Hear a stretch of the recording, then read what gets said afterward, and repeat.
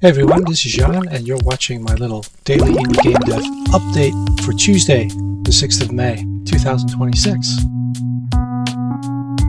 After last week's video, where I had a 4 a.m. bug wreck my game, like no controller working, player gone, everything just stopped. We managed to fix that, as you can see in the previous video, and we got right back into the swing of things.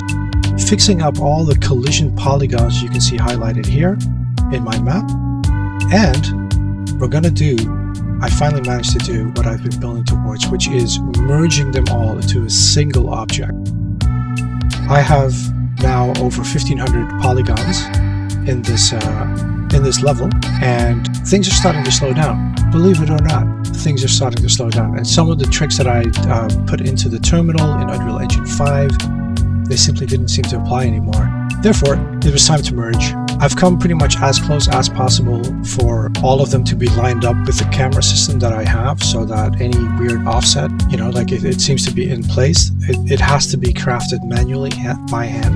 The only downside to this process that I can think of is the amount of time that you have to spend, and also if you do make a mistake and you didn't uncover it, you're kind of stuck unless you have two versions of it. So here you can see I've merged everything using the function within Unreal Engine 5 itself. You can merge these actors. Then of course you have to line them up.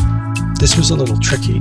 You have the little XYZ positioning over there. You can actually scroll those. You can use the gizmo for like the really rough. Gizmo can be quite precise, but when it actually has to come down to the pixel, you can literally just scroll the wheel over there or just type it in.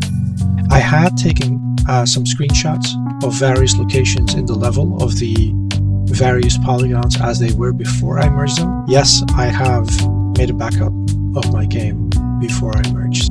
Some of the problems I've uncovered already with the merged actor is that my jumping into the river system and going for a swim. The principle is that you can't just walk into the water anywhere. There's collision keeping you from just walking into the water. Only at certain spots can you actually jump into the water, right? But then to get out of the water, I built slopes, even though this is a top-down 2D game. In 3D, as you can see here at the river, I built these slopes, and for some reason, these slopes always work at the river. When I copy the slopes and just drag them somewhere else, they also work. But then when I do anything with them, after a while, they just stop. So in the merged actor, this is a little optimization hidden in game. Also make sure that it doesn't render shadows. But the slopes I have for some of the locations, they just, again, don't work. So now I have these areas where you're supposed to be walking out of the water and you're definitely doing something, but you just don't walk off the slope. And I think what I just said might actually be the clue. Like there's probably a can walk off ledges something somewhere that I'm going to have to look at. There's also the following that I forgot. You have to double click on the thumbnail of the merged actor so that you open up this special editor window where you can set lots of things for this particular actor. Then you type in complexity, and when you do that you get these options. And when you have something as complicated as 1500 polygons, collision has to be more than just simple. So you choose the bottom one so that it actually keeps the polygons as is, as you intended, to work as the walls for your video game world. Almost forgot that one. That took me like an hour to figure out.